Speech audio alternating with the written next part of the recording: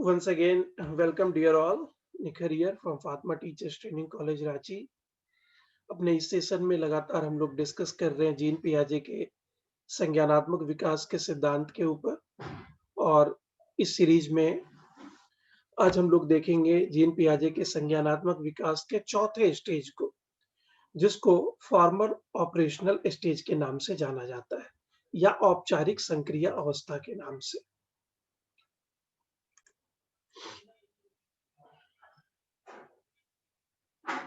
तो संज्ञानात्मक विकास के जीन पियाजे के सिद्धांत के चौथे चरण को फॉर्मल ऑपरेशनल स्टेज के नाम से जाना जाता है, जिसको हम लोग औपचारिक संक्रिया अवस्था के नाम से भी जानते हैं। तो औपचारिक संक्रिया अवस्था का जो उम्र है वो 12 वर्ष से लेकर के 18-19 वर्ष तक का माना जाता है। यानी पूरा का पूरा जो एडोलेसेंस का पीरियड है वो इधर काउंट होता है। यानी इसकी साम्यता पूरी तरह से किशोरावस्था के साथ है।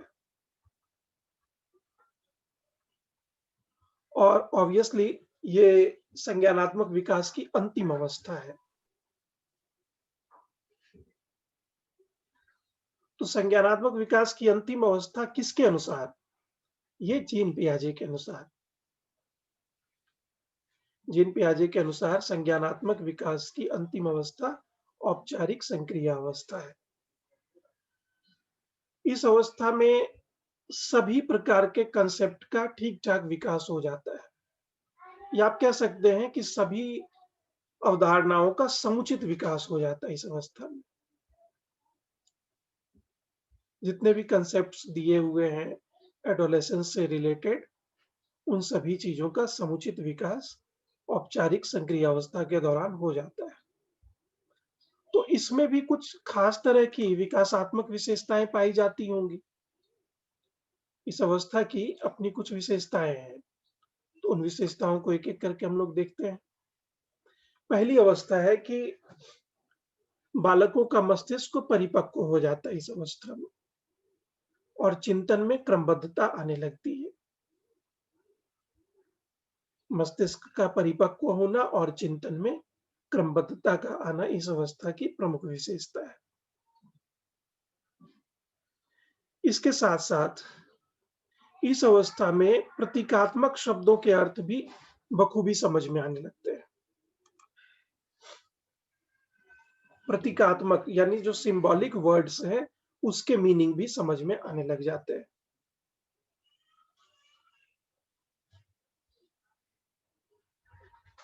इस अवस्था में हम लोग देखते हैं कि जो किशोर हैं, उनके विचार पहले के मुकाबले ज्यादा संगठित और परिपक्व हो जाते हैं। Well organized and mature. चूंकि एडोलेसेंस को हम लोग कहते ही हैं टू मूव टुवर्ड्स मैच्योरिटी, तो हर एक चीज यहाँ पर मैच्योरिटी की ओर बढ़ रही है। और संयोग से जो फॉर्मल ऑपरेशनल स्टेज है उसका भी उम्र यही है। इसके साथ साथ आप देखेंगे कि किशोरों में विचार करने, तर्क करने, कल्पना करने, किसी भी चीज को ऑब्जर्व करने, उसको टेस्ट करने यानी उसका परीक्षण करने, उसको प्रयोग में लाने, इन सभी चीजों को करने और इसके उचित निष्कर्ष निकालने की क्षमता भी विकसित हो जाती है। मैं फिर एक बार दोहरा रहा हूं, विचार करना, किसी भी चीज के ऊपर विचार करना, तर्क करना या रीजन को ढूंढना, कारण को ढूंढना, कल्पना करना, इमेजिनेशन, निरीक्षण करना, ऑब्जर्वेशन, परीक्षण करना यानी टेस्ट, प्रयोग करना यानी उसको अप्लाई करना, उपयोग में लाना। तो इतने सारे काम को करने और इसके द्वारा यानी इतने काम को करने के द्वारा एक निष्कर्ष निकालने की क्षमता भी उनके अंदर विकसित हो जाती है। यानी विचार करके निष्कर्ष निकालेंगे, तर्क करके निष्कर्ष निकाल सकते हैं, कल्पनाओं के आधार पर निष्कर्ष निकालेंगे, निरीक्षण के आधार पर निष्कर्ष निकालेंगे, परीक्षण के आधार पर निष्कर्ष आएगा या फिर प्रयोग के आधार पर निष्कर्ष निकलेगा। तो इतने चीज को करने और इसके आधार पर निष्कर्ष निकालने की क्षमता विकसित हो चुकी होती है। तो काफी महत्वपूर्ण है, क्योंकि यही सारी चीजें तो मिल करके संज्ञानात्मक योग्यता कहलाती है। संज्ञानात्मक योग्यता वास्तव में क्या है? यही सारी योग्यता है जिसका नाम अभी मैंने लिया। ये सारी चीजें जब किसी विचार प्रक्रिया को जन्म देती हैं या थिंकिंग प्रोसेस के साथ जुड़ जाती हैं, तो उसे ही हम संज्ञानात्मक क्षमता या संज्ञानात्मक योग्यता कहते हैं।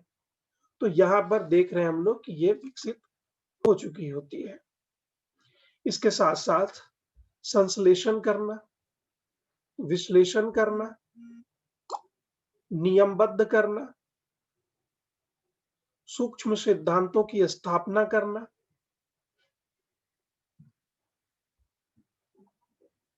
इत्यादि मानसिक क्षमताओं का समुचित विकास हो जाता है। तो यहाँ पर विश्लेषण का मतलब होता है किसी भी चीज को चीर-फाड़ करके देखना, ठीक है? जीव विज्ञान के शब्दों में अगर हम कहें तो उसका या उर्दू में एक वर्ड है नुक्ताचीनी, ठीक है? यानी उसके हर एक पक्ष के बारे में डिस्कस करना, पॉजिटिव एस्पेक्ट, नेगेटिव एस्पेक्ट, इसका परिणाम क्या होगा, इसके लिए सुझाव क्या हो सकते हैं, प्रत्येक पक्ष पर अपना नज़र रखते हुए हम जो एक कह सकते हैं कि एक अपना दृष्टिकोण विकसित करने की कोशिश करते हैं, वो प्रक्रिया विश्लेषण की प्रक्रिया कहलाती है। इसमें हर एक चीज़ को खोलना होता है। दूसरा मैंने एक शब्द यहाँ पर यूज़ किया संश्लेषण, सिंथेसिस। सिंथेसिस का मतलब होता है कई सारे चीज़ों को जोड़ना, ठीक है? एनालिसिस हो गया अलग करना, खोलना, और सिंथेसिस हो गया उन चीज़ों को जोड़ना। जैसे अगर विकास के किसी एक पक्ष की हम बात करें, तो उसको जस्टिफाई करने के लिए हम बहुत सारे तर्क और बहुत सारे सिद्धांतों को प्रयोग में लाते हैं। तो जब अलग-अलग तरह के चीज़ों को जोड़ करके एक नए तरह का विचार निर्मित करने का प्रयास कर रहे हैं, तो वो संश्लेषण की प्रक्रिया कहलाती है। इसी क्रम में कई बार बहुत सारी चीज़ों को हम लोग अलग करने की कोशिश करते हैं।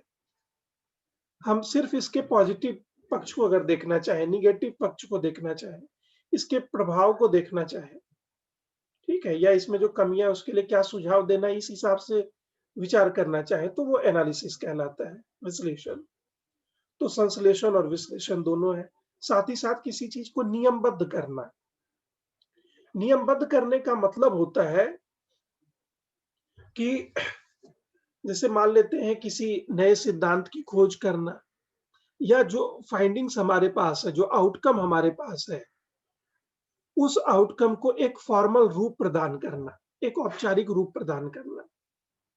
जैसे पहली बार अगर दिमाग में पाइथागोरस के दिमाग में ये बात आई होगी कि त्रिभुज के तीनों कोनों का योग 180 डिग्री होता है, ठीक है?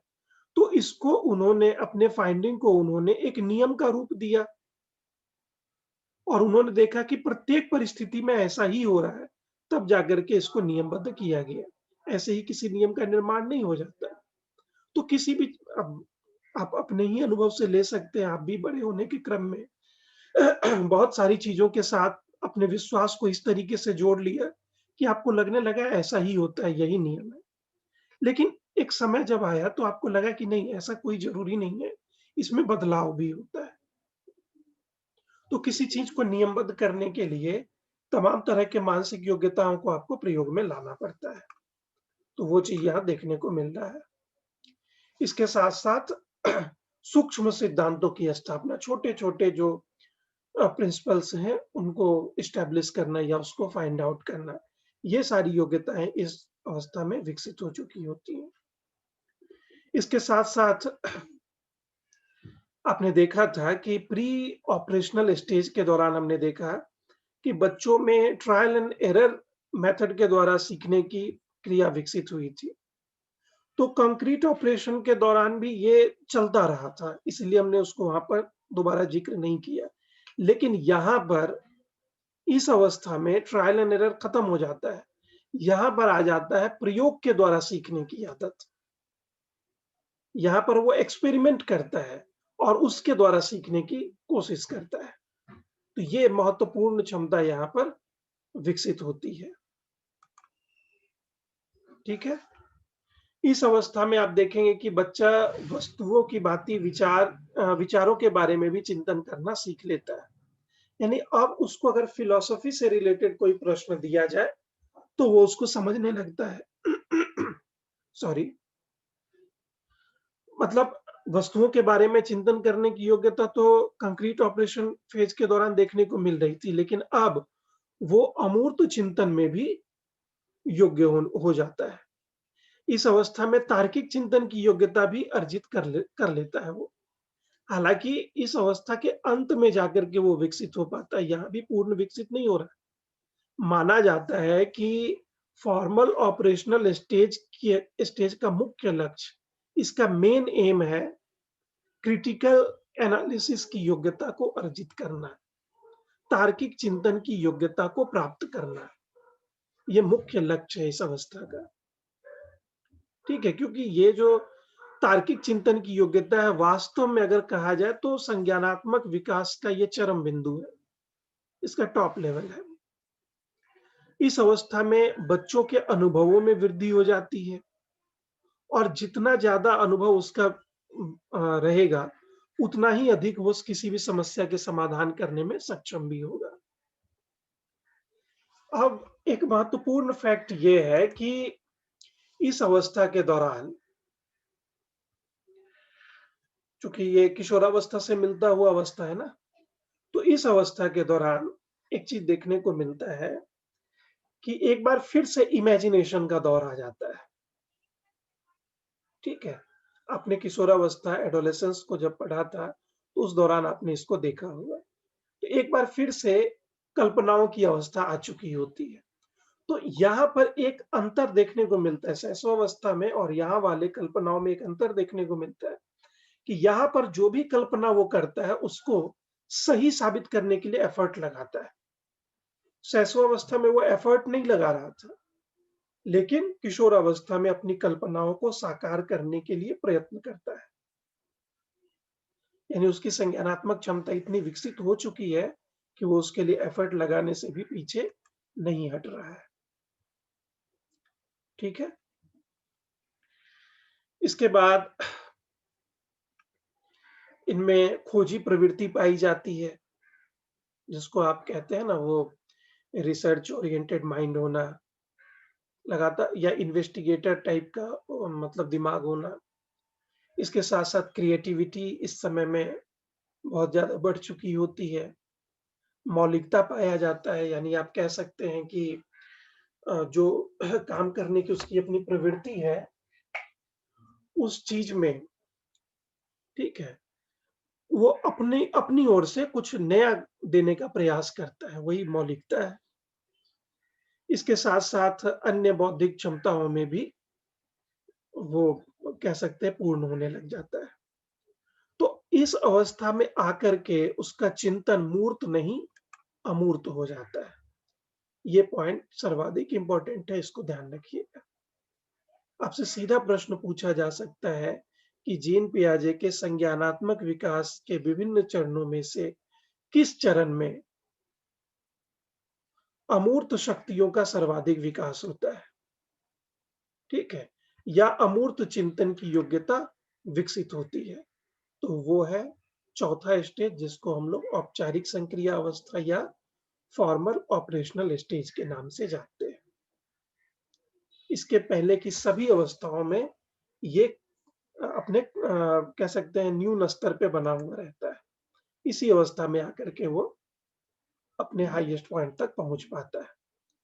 तो इस तरह से हम देखते हैं कि बौद्धिक विकास या संज्ञानात्मक विकास की अंतिम अवस्था को पार करते-करते कोई भी किशोर अपने मानसिक क्षमता के टॉप लेवल तक पहुँच जाता है।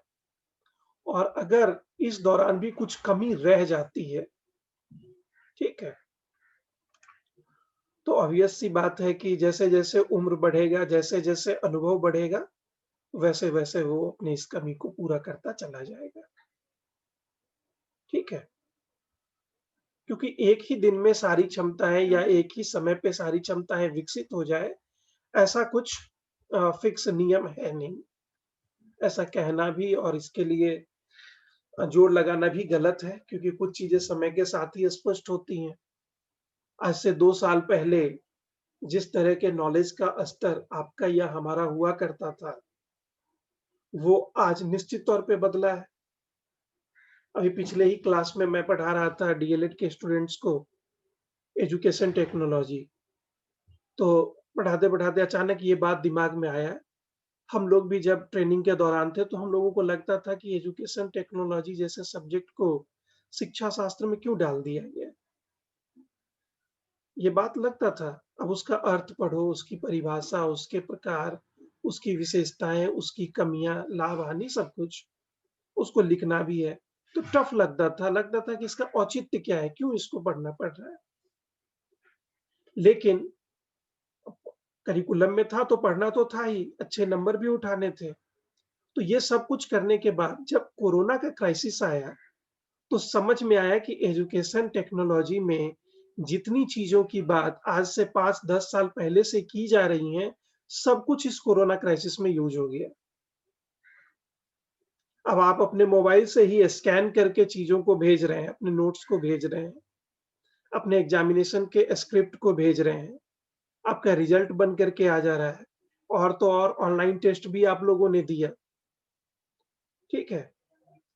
ऑनलाइन क्लासेस हो रहे हैं, मेल को यूज़ कर रहे हैं और यही सारी चीज़ें जब थ्योरी के रूप में पढ़ने को मिलती थी या आज भी जब थ्योरी के रूप में लिखने को मिलेगा तो आपको लगेगा कि थोड़ा अलग है, इसको कैसे लिखा जाए?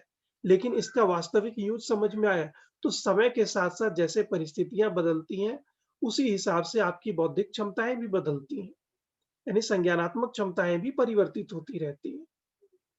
तो अनुभव बहुत बड़ा चीज़ है, इसके साथ-साथ अगर थोड़ा बहुत कमी रह जाए तो वो पूरा होता चला जाता है, फुलफ़िल होता चला जाता है। तो आई होप कि आपने चारों स्टेजेज़ के अलग-अलग फीचर्स को समझ लिया होगा। ये कोई एब्सोल्यूट ट्रुथ नहीं है, यूनिवर्सल नियम नहीं है, सार्वभौमिक तथ्य नहीं है ये सब। ये जीन पियाजे के स्टडी पर आधारित है। जब तक कोई नई स्टडी मार्केट में नहीं आ जाए, जो इनके इस सिद्धांत को रिसर्च के आधार पर खारिज करती हो, तब तक आपको ये मानना होगा। ठीक है? अपने अगले सेशन में यानी कल के नहीं, कल के बाद जो क्लास होगा उस क्लास में हम लोग देखेंगे कि जीन पियाजे के संज्ञानात्मक विकास की क्या विशेषताएँ हैं, उसकी क्या कमियाँ हैं, इन चीज़ों के ऊपर हम लोग डिस्कस करेंगे। और उसके बाद फिर प्रारंभ होगा कोलबर्ग के संज्ञानात्मक विकास का सिद्धांत। फिर उसके जो अलग-अलग चरण हैं और जो उसके मुख्य अवधारणाएँ होंगी, हम लोग उसके ऊपर डिस्कस करेंगे। तो आज के सेशन के अंत में आप लोगों का जो भी क्वेश्चन है, वो यहाँ पर रख सकते हैं। जो कुछ भी पूछना हो बेझिझक अपना प्रश्न रखिए।